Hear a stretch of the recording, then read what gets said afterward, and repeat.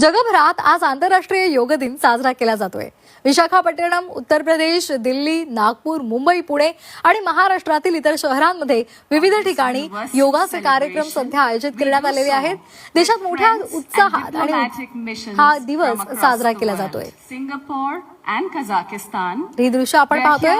नितीन गडकरी नागपुरात, गोरखपूरमध्ये, उत्तर प्रदेशचे मुख्यमंत्री योगी आदित्यनाथ, तर उधमपूरमध्ये राजनाथ सिंह हे योगाभ्यास करतायत। तर एस जयशंकर दिल्लीमध्ये, विशाखापट्टणममध्ये पंतप्रधान नरेंद्र मोदी आणि मुख्यमंत्री देवेंद्र फडणवीस पुण्यामध्ये योग करत आहेत।